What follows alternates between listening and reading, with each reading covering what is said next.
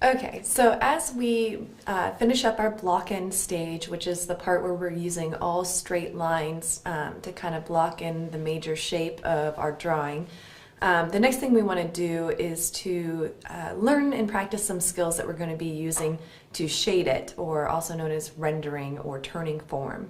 So shading, rendering, turning form, those all mean laying down value to try to show three-dimensionality. So one thing that makes shadows and that makes objects look three-dimensional even though they're on a flat surface is when your shadow shape is pretty flat. And what I mean by that is that there are not a lot of shifts in shadow shapes, and it's actually its own skill to get a shadow shape to be nice and flat and even. So let's pretend here that this square is a shadow shape that I want to fill in. So in order to fill this in as flat as possible, I want to do a few things. I want to make sure that when I'm putting value in here that I'm layering it in. So I want to press lightly and layer value until it gets darker. What I do not want to do is to go right away into the darkest that I can get. If you do this, it'll do what we say killing the paper because you're actually damaging the surface of the paper, and it'll limit how much charcoal you can lay on the paper. So you want to get that dark value by layering with your charcoal and building up the value. You'll hear people who are skill-based artists talk about sneaking up on the value. What that means is that they're just kind of building layers of value.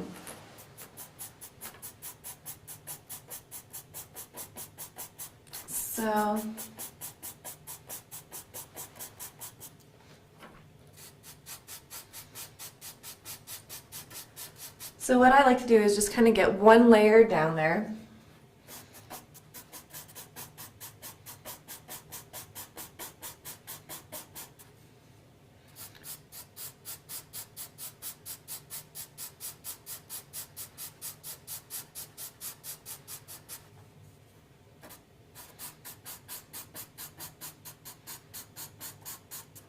And you'll see once I have this layer down that at first it's like, oh, okay, that's all the same, it's nice and even. But if you look closely, you can see that it's not. You can see that, for example, this area around here is a little bit lighter than this area over here. That this area over here has a light spot in it with a darker spot nearby. And the more we can flatten this value, the more we can make it look all one value with no variation with lights and darks within the shape, the flatter our shadow shape will be. And the flatter our shadow shape is, the more we can create the illusion of volume in our light areas. So what I'm going to do is I'm first going to look for all the little light bits that I can fill in and make darker. So I already identified this area over here as being lighter.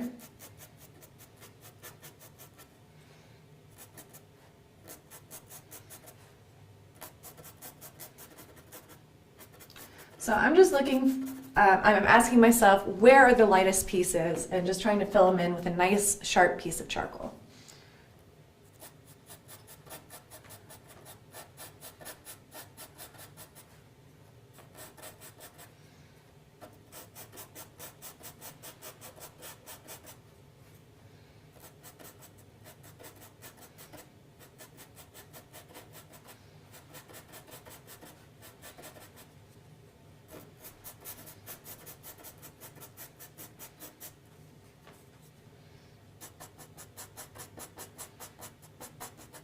And again, it's important to notice that I'm not pressing really hard. I'm just laying in value. I want to make sure not to kill the tooth of my paper.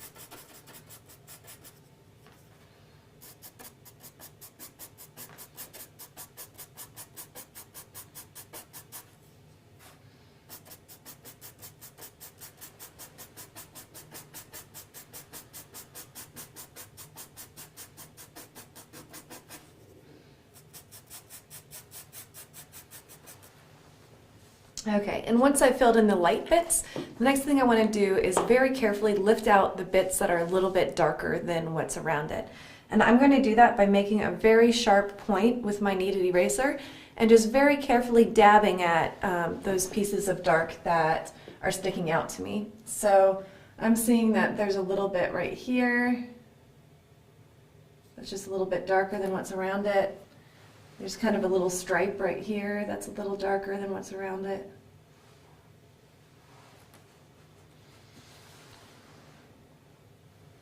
So I'm just gently lifting the areas that have a little bit darker, that are a little bit darker than what's around them.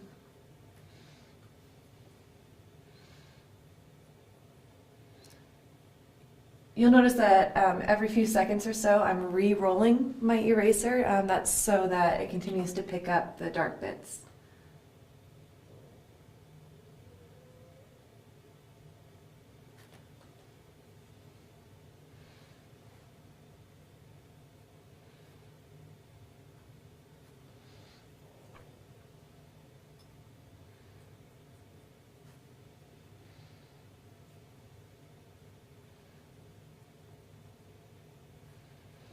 Now, some of you may be wondering, why bother going through all this tediousness just to get a flatness? And there are a few really good reasons to do it.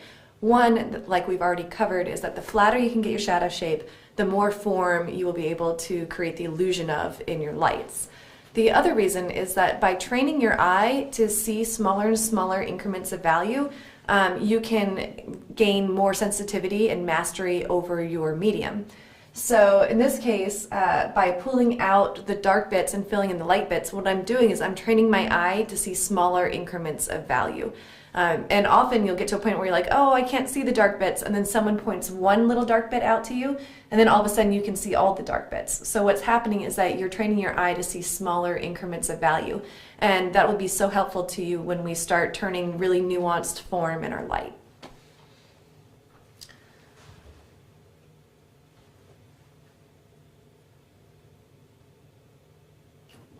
Okay, so we are close to getting a pretty flat value here, and this is the technique we're going to use whenever we're filling in our shadow shapes.